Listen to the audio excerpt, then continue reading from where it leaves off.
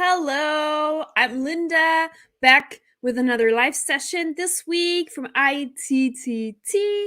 Welcome, so nice to have you here. I'm super excited. It's a beautiful day outside. It is 10 a.m. in South Korea. What about you? Where are you at? Where are you watching from today? Let me know in the comments and what time it is there. And what brought you here? Are you an ITTT Tefl Tesol graduate? Are you yet to take a course? What's going on with you? Let me know in the comments. Who are you? Like a brief introduction would be great. I'm also going to introduce myself in a little bit if you don't know who I am. And also please don't forget to like and subscribe. You're already here. You have nothing to lose. We share a lot of good content every day, especially on our Facebook page, on YouTube, on social media in general for teachers and those who want to be English teachers abroad or also online. So yeah, give us a like, give us a follow. You're already here. Don't be shy. Let me know where you're watching from in the world right now, where you at. And also, I want to mention real quick, we do have a 30% off opportunity.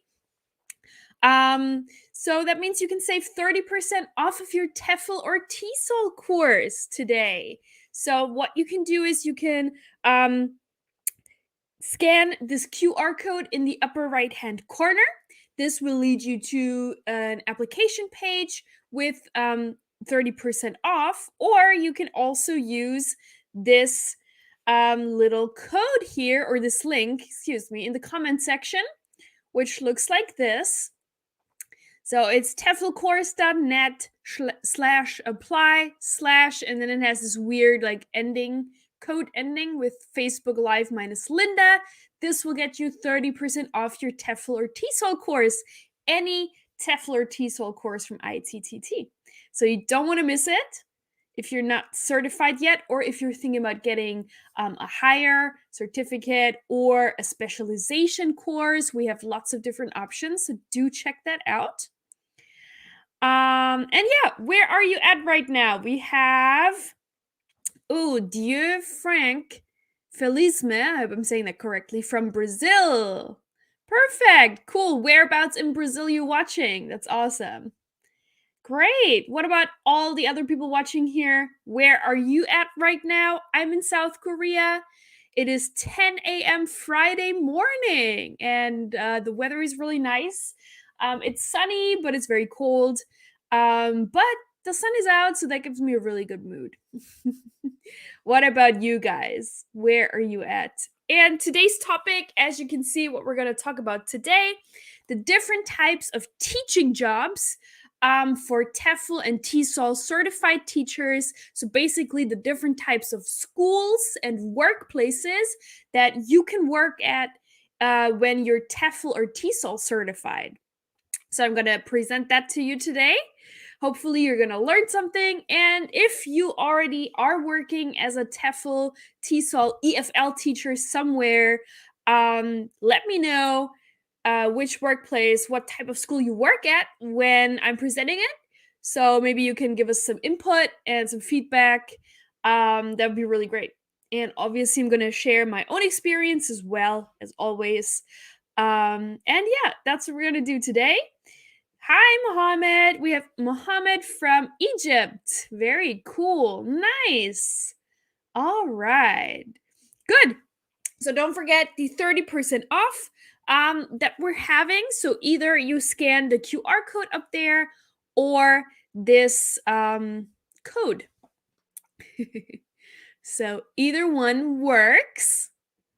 Hey, Juliana. Hey, happy Lunar New Year. Yeah, happy Lunar New Year. How are you doing? Nice to have you here today. Awesome. Yes, we are actually heading straight into Lunar New Year on Monday. I think in Korea it's Monday, Tuesday, Wednesday. It's a little shorter than in China. I think in China isn't it even 10 days? A week, 10 days. Yeah, in Korea it's just 3 days, but yeah, I'm excited for it. So we'll see what happens. All right. Little bit of an introduction about myself, and I'm just going to make myself a little smaller here. And let's turn this off. There we go. And I am keeping an eye on the comments, so do not worry. As always, feel free to ask questions throughout this live session. It's totally welcome. So my name is Linda. I'm a travel writer and content creator under the name Linda Goes East. I have my own website at lindagoeseast.com. And I'm also very active on Instagram. I love sharing a bit of my life in Korea on there, and you can follow me at Linda Goes East. I know that many of you are already following me, and you can even send me messages. I'm always up for having a chat with you guys. And I'm originally from Germany and the US, but now I'm based in South Korea. I've been here for the past 6.5 years. I've been really loving it here. And I'm also a Tefl and Tesol marketing professional for ITTT. ITTT stands for International Tefl and Tesol Training. And you can find us at teflcourse.net and also at Instagram at International Tefl Training. And as many of you are watching on YouTube, Facebook, we're on all socials pretty much. And what is ITTT? ITTT is a leading Tefl and Tesol course provider worldwide. We offer different Tefl Tesol courses for people who want to teach English abroad or online or in their home country. Everything is possible. Okay, good. So today's topic, the different types of teaching jobs for Tefl and Tesol certified teachers. So basically the different types of schools or workplaces where you can work after you have completed your Tefl and Tesol training. So yeah, let's jump right in. And like I said, I know that some people are joining right now. They didn't see the beginning.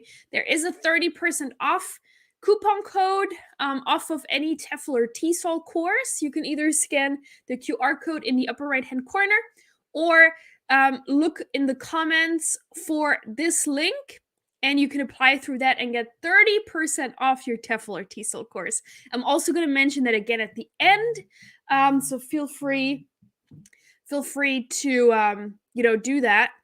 Also, feel free at any time to ask questions. There will also be a Q&A section at the end where you also have the opportunity to ask questions.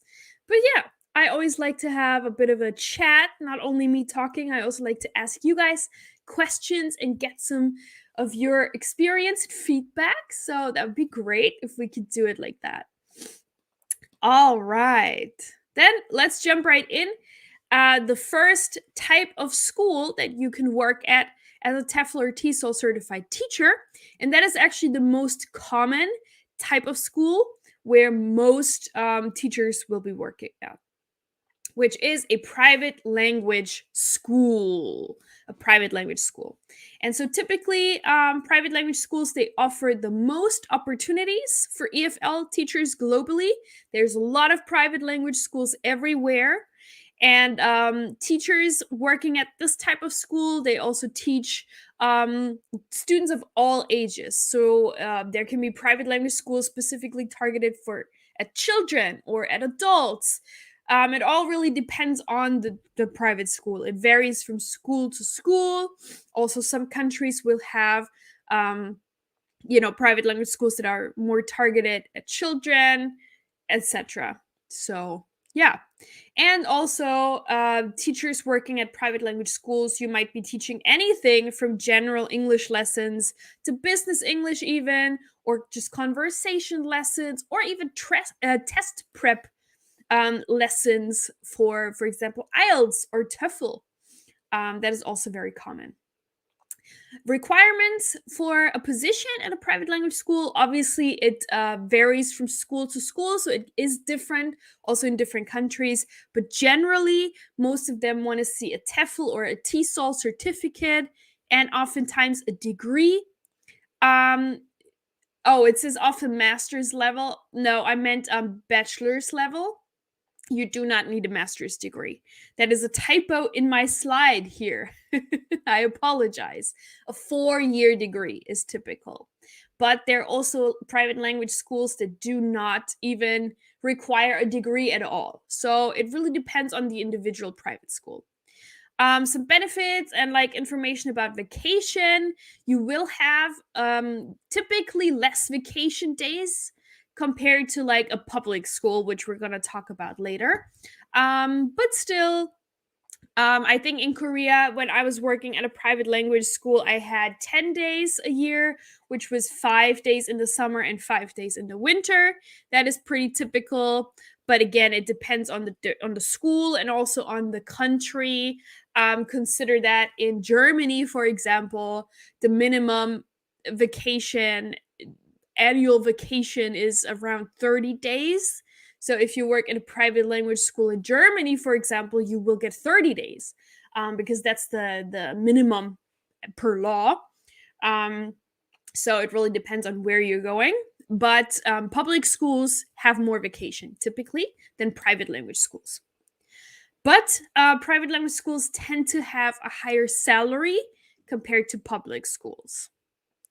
So you'll earn a little bit more than at a public school generally.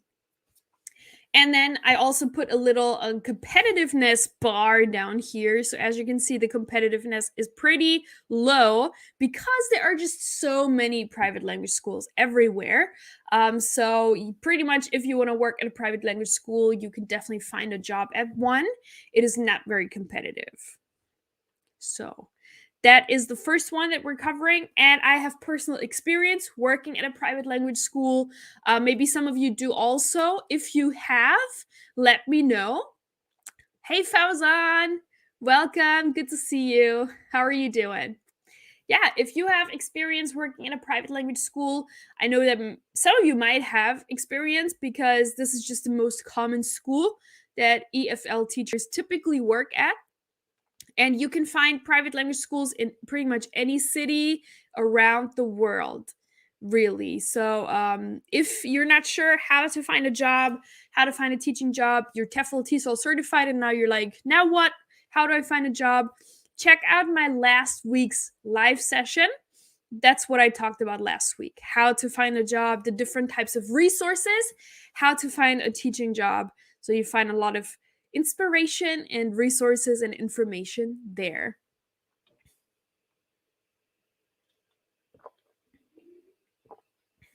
All right. Good. This is the first one. Then let's move on to school type number 2, which is a government-run school or a public school, right? So here, typically at this type of school, English is taught as a separate subject in government schools. So many of you maybe are not from an English-speaking country. So I grew up in Germany. My mom is German. My dad is American. But I went to public school in Germany, and there all the subjects are in German, but we also learn English there, and that is the only subject that is taught in English. So that's this case, for example. So English is taught as a separate subject in government schools, only one subject. Typically, there are different schools, that might offer other subjects taught in English as well. And here, if you're working for a public school, a government-run school, you will be mostly responsible for teaching speaking and listening skills, but some also are responsible for more like reading or also grammar, of course. It, again, depends on the public school, but a lot of times it is more speaking and listening. This is especially the case if you're working for example, the JET program in Japan or the EPIC program in Korea, which are both government-run programs that place foreign teachers into public schools there. And so at those positions, typically there will be native, like Korean or Japanese English teachers at the school who teach English in their language and explain the grammar and stuff in Korean or Japanese to the students. And then you would come in as a native speaker and take care of the speaking part, the conversation part, listening part. So you're usually working with another teacher from that country, like together. And yeah, but like I said, some schools, they also run programs where English is used to teach other subjects like math or history. It really depends on the school. And I think it's also something that we've seen because English is just getting more and more important. So more public schools are kind of changing and offering more stuff in English as well. The requirements are typically a TEFL certificate and a 4-year university degree. Again, this depends from country to country and school to school, but this is what we see as the standard pretty much around the world. In terms of benefits and vacation, you'll see that at public schools you tend to have longer vacations compared to a private school. Because school vacations typically are longer. Some have, like in Germany, we have 6 weeks summer vacation, so that would also be something that the teacher would get, obviously. So they are much longer than private language institutes. However, if you're working at a public school, you might only be the only foreign teacher there. Something to consider. And you also have fewer teaching hours compared to private language schools, typically. Competitiveness, still not so bad compared to private language institutes, a little bit more competitive just because some countries don't have the funds or the financial support from the government to hire foreign teachers into every public school. So only a handful of public schools would be able to hire foreign teachers. So that's why it is a little bit more competitive, but also not too bad. So as long as you have a TEFL certificate and for your university degree in most cases, you are good. All right, I have a question here from Fauzan I'm going to look at. He says, Linda, where I come from, we have 3 phases at university: license 3 years plus master's 2 years, then doctoral formation starting from 3 years plus. So my question is, how are they called there? So I guess the license, 3 years. Oh, it's a little bit different. Okay. So typically a 4-year degree is a bachelor's degree. So I guess that would be kind of what your license is. Then there's also associates, which is 2 years. So the associate's degree is 2 years, and then the bachelor's degree is 4 years. And I think master's is also 2 years. There might be some masters that are 3 years. I am not sure. Depends. And then, yeah, doctoral, the PhD level, depends, I think, what kind of doctorate you're getting. But typically, university degree is a bachelor's degree, a 4-year degree, typically. All right, good. So we covered private language schools and we covered government-run schools. Okay, sure, I'm going to write it down. So bachelor's, that's the only one that's different. Bachelor's degree, 4 years. I'm just going to write it in the comments for you.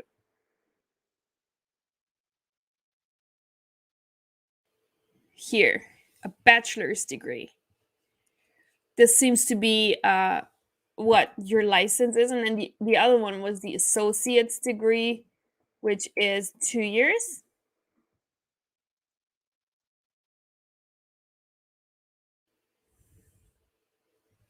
Yeah.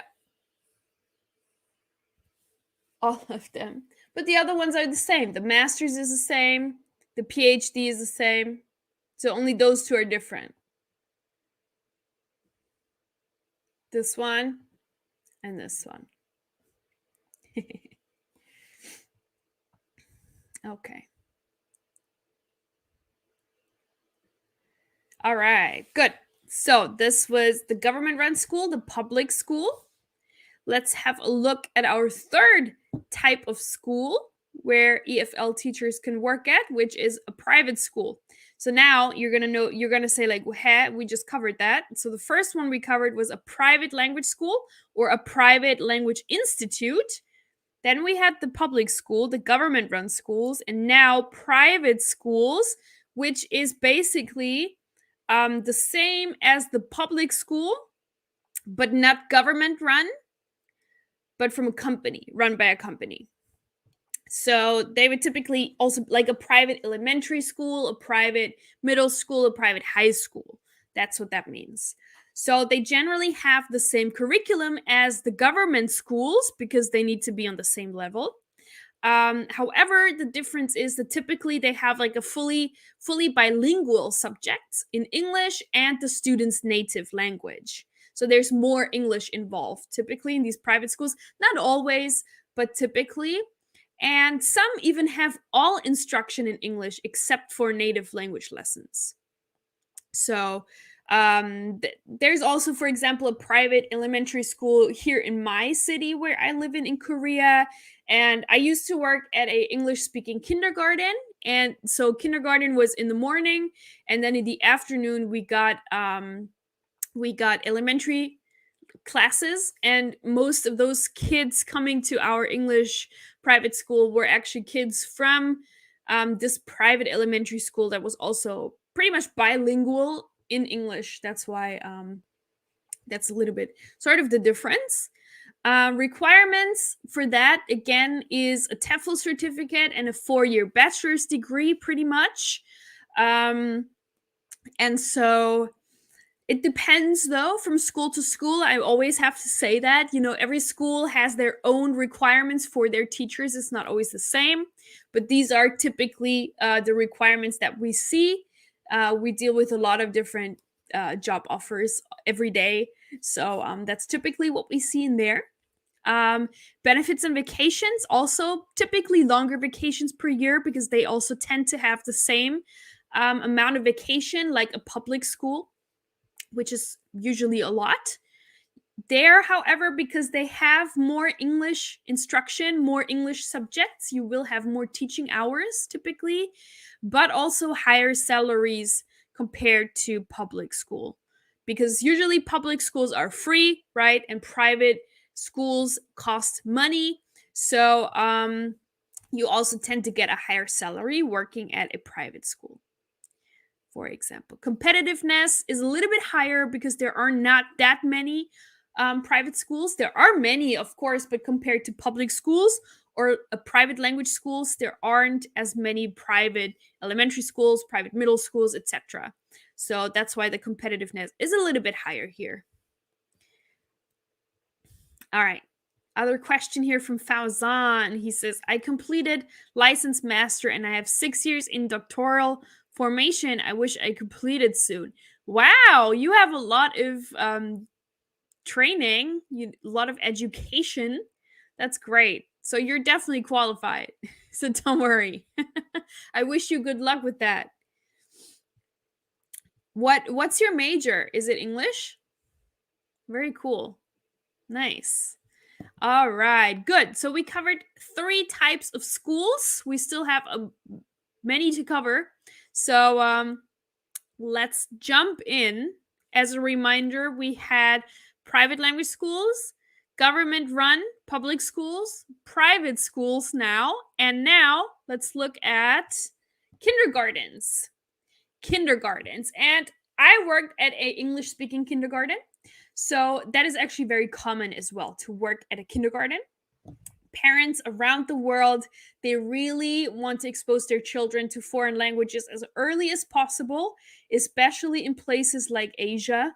So you'll see that there's a high demand for English teachers in kindergartens around the world. There are many, many kindergartens, English-speaking kindergartens, or kindergartens that have English, that offer English education. So that's why this is very, very common. Requirements are kind of the same. You'll need a Tefl or Tesol certificate and typically a bachelor's degree, a 4-year university degree, but some also hire people who have no degree, so it's not always required. You have fewer vacations here because kindergartens tend to not have public long vacations, so you will have less compared to a public school or a private elementary, middle, high school. And there will be more playtime involved usually. So the curriculums at kindergartens usually are more play, like game-based, play-based. So there's a lot of playtime involved, a lot of like arts and crafts that you do with the kids and games. So it's a different kind of teaching compared to you're in a classroom and you're teaching grammar. It's a different kind of teaching, which is also very fun, but it's not for everyone. So you need to consider that. However, you also get higher salaries typically here than a public school.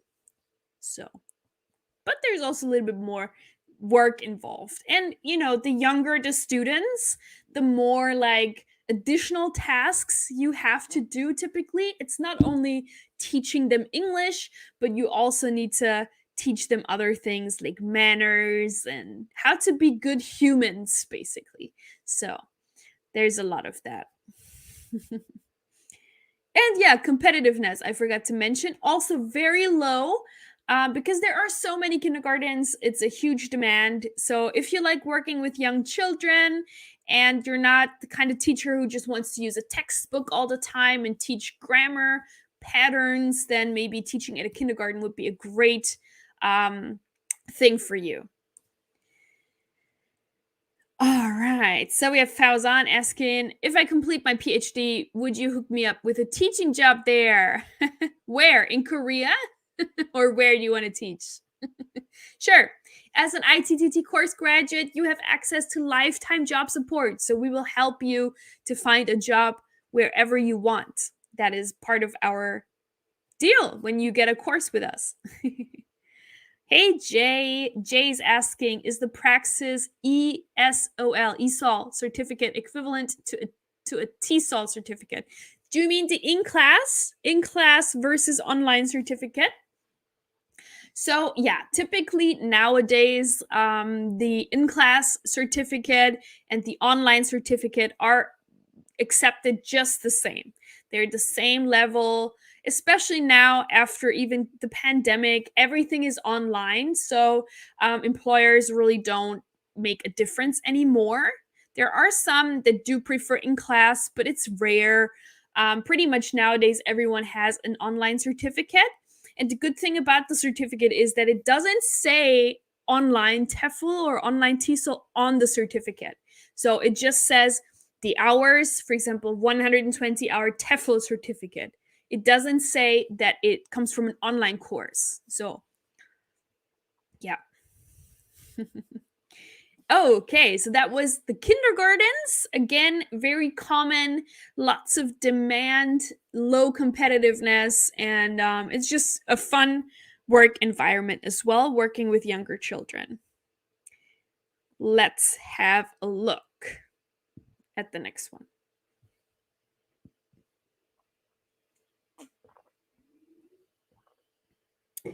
Yep, universities. So you'll also see a couple of job offers looking for TEFL TESOL certified instructors, teachers for universities. Many university students, they are actually required to study English as part of their degree, and certain courses are often offered entirely in English, targeted at international students and also foreign language majors. Also, here in the city where I live in, we have an international university, which also hires foreign teachers. So I know some people who are working there as English teachers.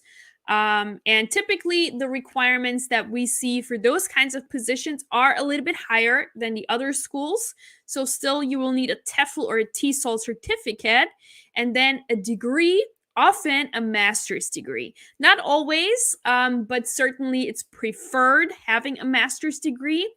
And then also preferred if it's in English. So, it can be in English literature, TESOL, TEFL, anything. That is definitely bonus, but it's not 100% required. Again, it depends on the individual university, what kind of person they want to hire and their requirements. And also we see that usually universities want or expect several years of teaching experience prior. So this is something that you could go for after you've already taught a couple of years. And then you're like, okay, I'm looking for that next step. I want to work for a university now. And then you're qualified to do so. Benefits and vacations. As you might imagine, you'll have long vacations every year. Semester breaks are pretty long typically, and you'll have a lot of vacation. You'll also typically have few teaching hours. From the university teachers that I know, they really don't have a lot of teaching hours per week. It's pretty chill. And the salaries obviously are higher compared to public or private schools. So you'll earn more, have not that much work, and a lot of vacation. So as you can imagine, these jobs are very competitive. That's why the competitive meter down here is pretty high. Also, because those kinds of positions are not as common. You cannot find them as much online. You can find them, but compared to private language schools, they are not that abundant. And if they are, the competitiveness is quite high. So make sure you do have a couple of years experience. You do have a master's in Tesol. That would be a huge plus for getting a university job. Also, I know that in Korea, for example, it varies also the location. So if you're targeting a smaller city with a university, your chances are higher with fewer requirements than if you want to go to like a university in Seoul, obviously. So also keep that in mind. Okay, yeah. So that was universities. Yeah, let me move on to the next one. As always, if you have any questions throughout this live, if you didn't understand anything, if you want me to repeat something, feel free to just add a comment. I would appreciate that. Good. Next up, we have international schools. So, the curriculum at international schools is fully in English most of the time. And some international schools, they also have a specific EFL, English as a Foreign Language department, where students are sort of brought up to speed before they enter mainstream classes. So if a student wants to attend this international school, but their English level isn't up to par yet, they would then go to this EFL department, maybe for 6 months or a year, and get special Tefl or Tesol training to be brought up to the same level as the other students, so that they can then join mainstream classes afterwards. So there's opportunities in both departments. You could work in the regular department, different subjects, like a regular school. Typically, you would see like there'd be like an international school that's based off of like an American curriculum or Canadian or British. So it really depends on the international school. And then they would also have the individual EFL departments in their school oftentimes. Requirements are pretty high for international schools. So you would get a Tefl or a Tesol certificate. You would also need a degree. Oftentimes, it is a master's degree, also having to do with either the subject that you want to teach or English, Tefl, Tesol. Again, years of experience is preferred, usually required. And oftentimes, they also want you to have a teaching license from your home country. So, for example, if it's an American international school, they will want you to have an American teaching license to be an actual teacher from America to work there, because their curriculum is based off the American school model. So they want you to be aware and familiar with that. So some international schools do that, but there are also some other ones that have less requirements, that are not that strict. So it really depends on the school and their own model. Benefits and vacation. Yeah, typically you would also get long vacations every year. And the salaries here at international schools is usually the highest compared to all the other schools we covered so far. So that's why working for an international school is super, super competitive. You can see the competitiveness bar down there. It's red. It's super competitive. It's not really easy to get in. It's not impossible. It's just they have expectations, and there are not that many international schools around that are actively always hiring. So that's why it's very competitive. And because the pay is so good, the prestige, the vacations typically are very good. So that's why everybody kind of wants to work there. And this is something that you can pursue after a couple of years of teaching English abroad. You're like, okay, now I'm going to get my master's. Um, and then this is something I want to pursue. Then maybe you also would need to go back, get your teaching license, and then you can work at any international school around the world. Yeah. So, yeah, that's international schools. Let's have a look at what is next.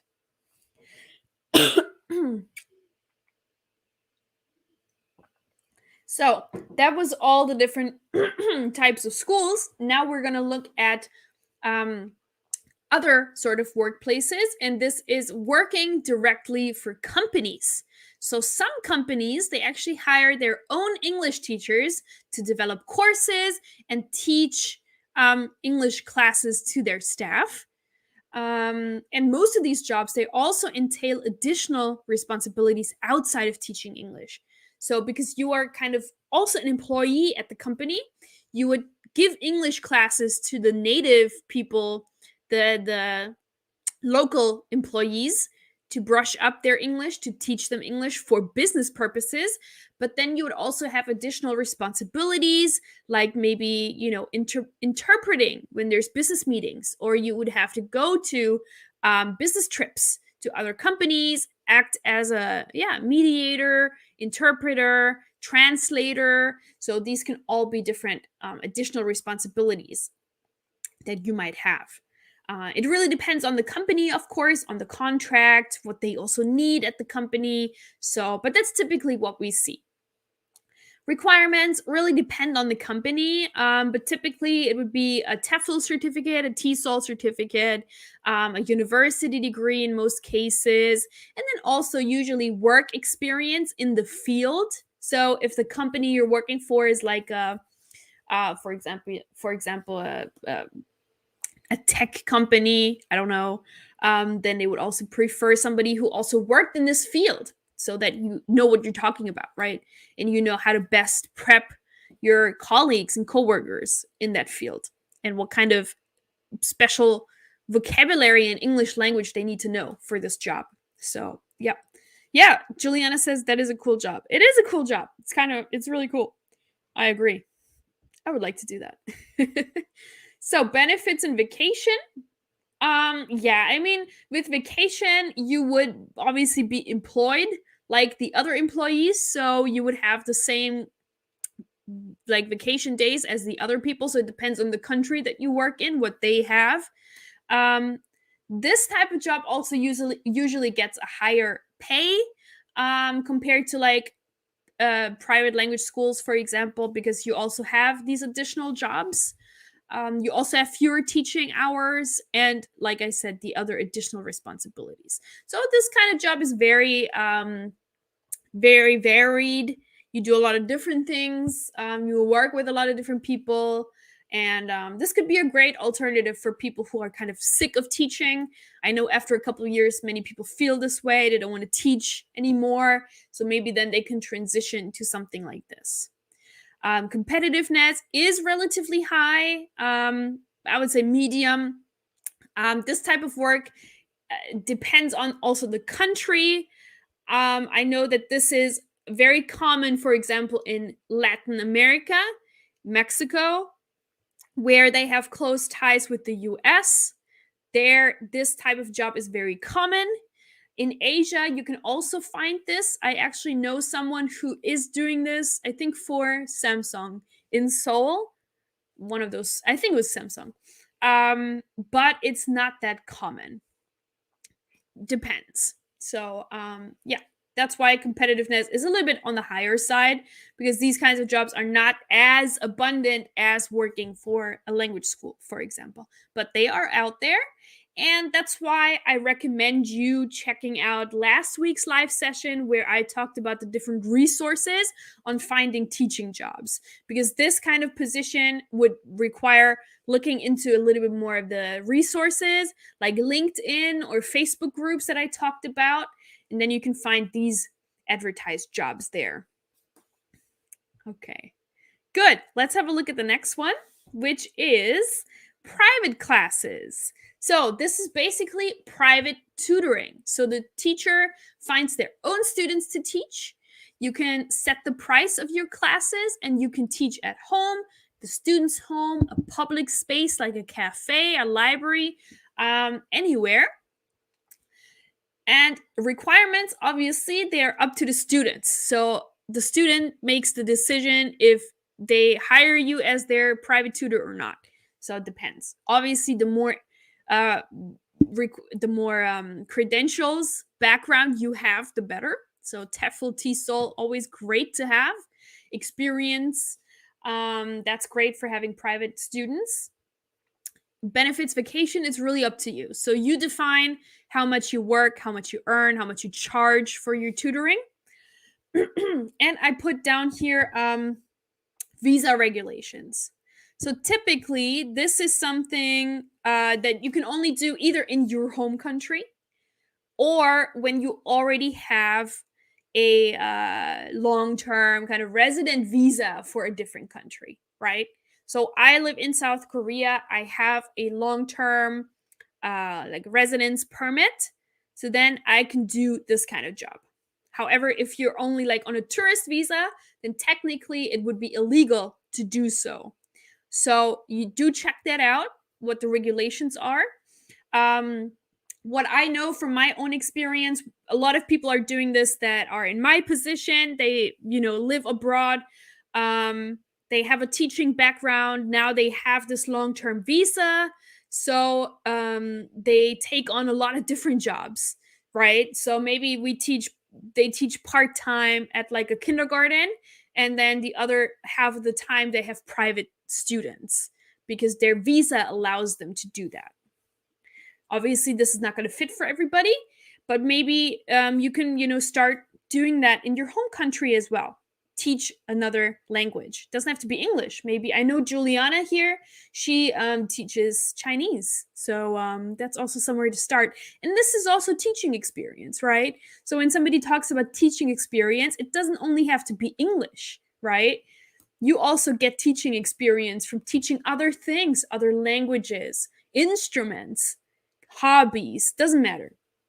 All of that is teaching experience, which can help you later on then for finding other teaching positions, basically. And here, competitiveness bar, I put very low because literally you can find private students anywhere. You can put that up on your local like community board or wherever you are, word of mouth, spread the word that you're looking for someone to tutor, and you will usually always find somebody. So this is another option that a lot of people are doing, also to supplement their income. If you work at like a public school, for example, where the pay is lower than a private school, and you have less teaching hours, you have more vacation, you have more free time. A lot of teachers are then doing some private tutoring in their free time, for example. All right, I think there's two more, I believe. Let's have a look. Yes, volunteer teach is next. Okay, so volunteering is a great way to gain experience while studying or also before looking for paid positions to get experience, right? And also to experience something really fun and rewarding. So this can be anything from teaching new arrivals or like refugees in your home country to teaching monks, for example, in Nepalese monasteries. So there's really a wide range of volunteer teaching opportunities around the world, especially in Latin America, in Africa, in the Middle East, in Asia, literally all around the world. You can find these kinds of positions. The requirements, there are often literally no requirements because people are just happy that you want to do this and they take anyone they can get who really wants to help the cause. But obviously, if you want to volunteer teach English, you need to be at least fluent in English.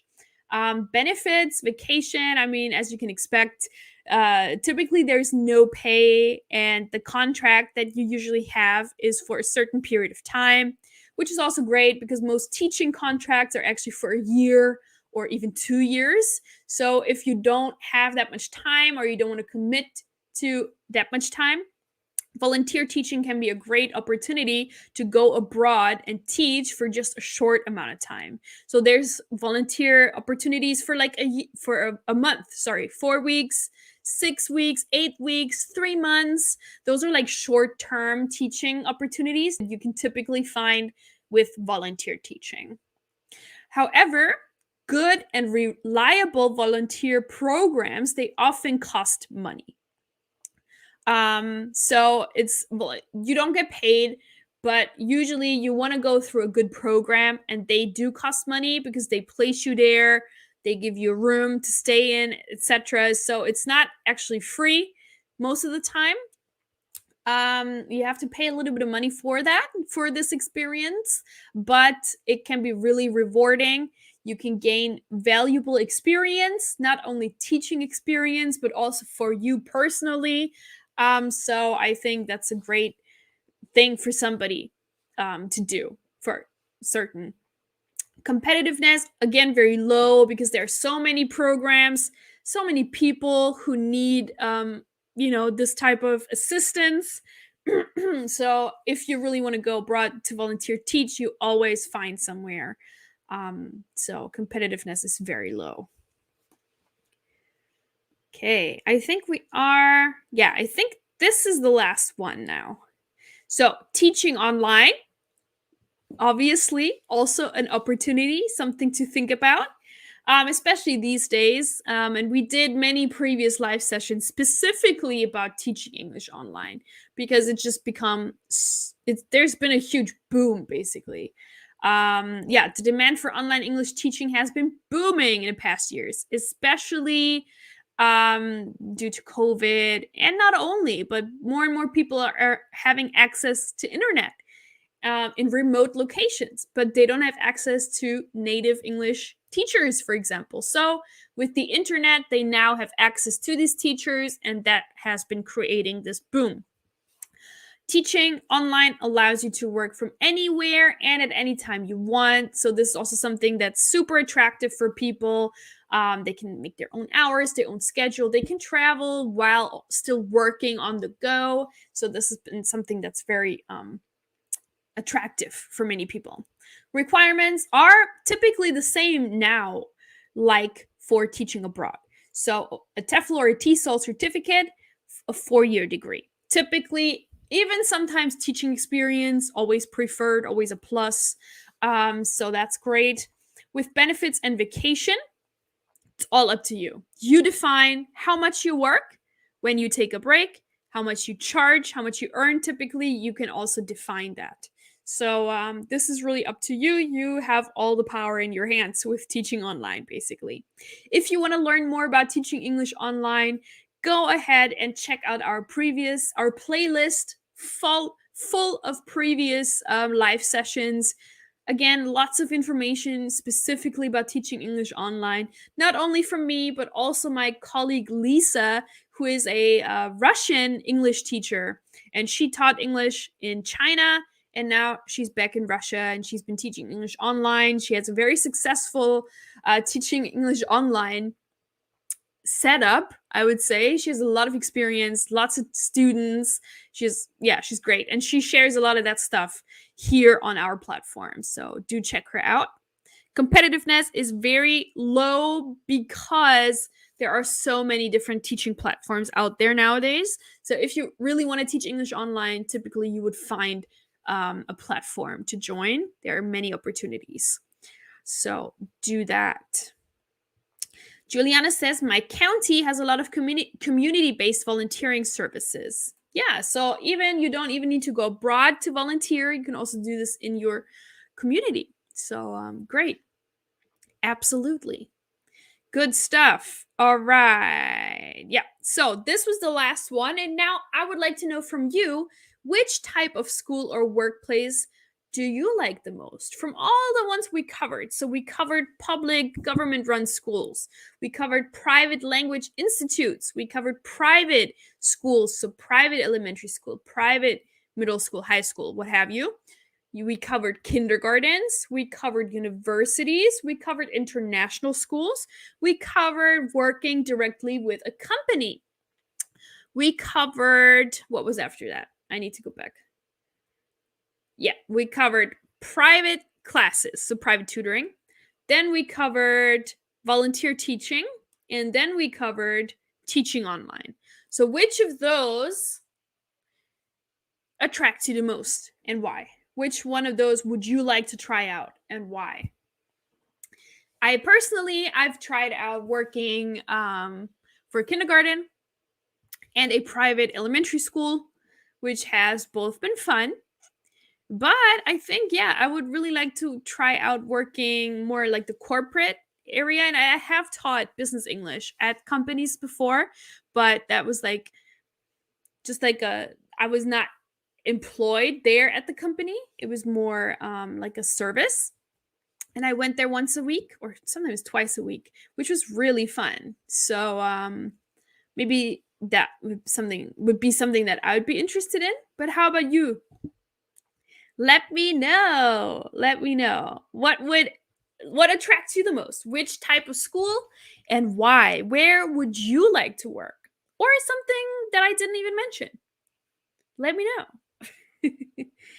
Let me know. I would appreciate it. Which type of school or workplace do you like the most? Attracts you the most? Speaks to you the most? And why?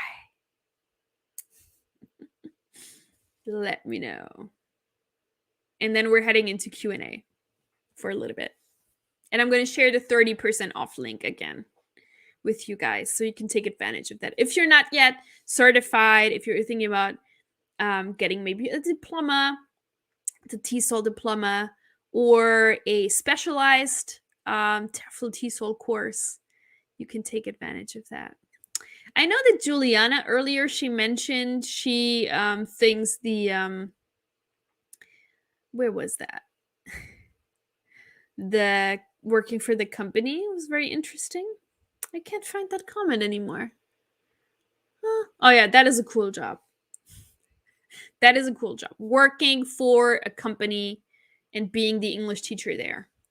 Because you also have some additional jobs, maybe like translating, interpreting, joining like business meetings, going on business trips. So that'd be really cool. Yeah, I agree.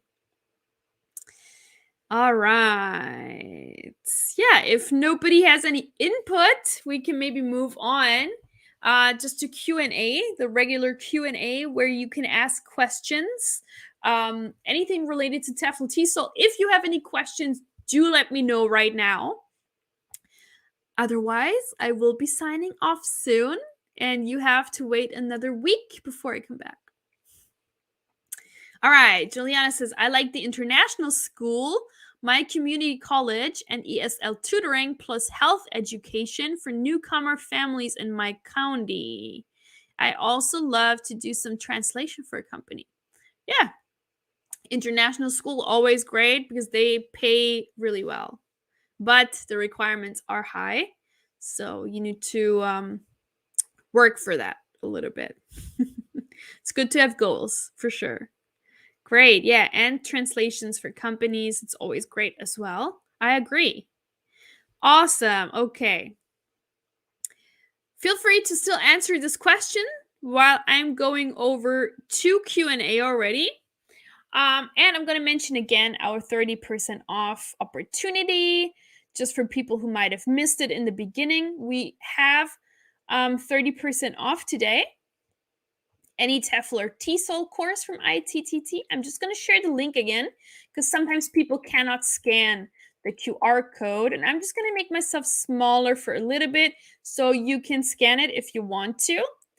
But if you can't, you can also look for this link in the comment section.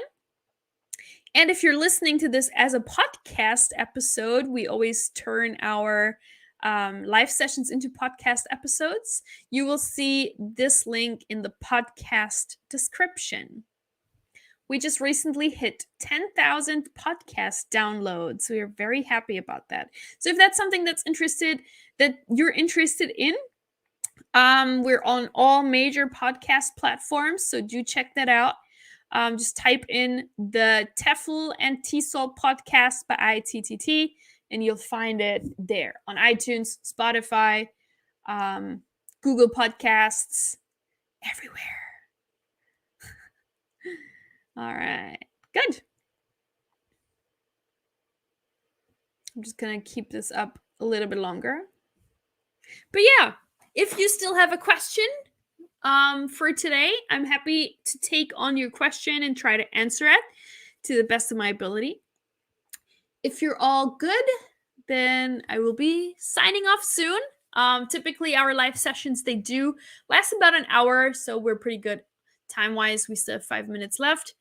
Yeah, and we do go live twice a week, so usually me on Friday this time, and then my colleague Lisa usually on Monday, and she's in Russia.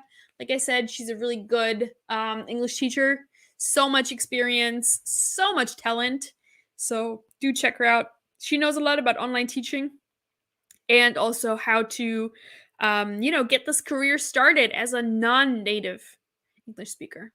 So yeah, go check her out. All right, I guess I am going to sign off then. If no one has a question, if you do have a question, feel free to, put it in the comments for later, or you can also email us about any questions that you might have, and we will get back to you. This is the email address. It is courses@tesol-tefl.com. So at any time, feel free to email us about our courses, about ITTT, about anything you want to know. We are here for you. Don't be shy. Like I always say, there are no stupid questions. Yeah, and if you also want to contact me directly, no problem. You can head straight to Instagram. Give me a follow when you're there, and then just send me a private message if you don't want to ask anything in front of everybody here on the live stream. No problem. At Linda Goes East. You can go ahead and check that out and just send me a message. That'd be great as well. Hey, Marcia, no problem. You're all good. Yeah, we're already finished for today. Sorry, but you can watch the replay. It'd be cool to have some of your input. But anyway, next time, that would be cool. All right, then. Good. So don't forget to email us if you have any questions. Again, courses@tesol-tefl.com. And then I hope to see you all again. Same place, same time next week. Alrighty? Okay. Have a lovely weekend. Stay safe and wherever you are. And have a great weekend. And I hope to see you all next week. I know I'm repeating myself. That's why I am turning off right now. So that's when you know it's time to say goodbye. All right. Thank you guys for watching. And hopefully I'll see you again next week. Bye.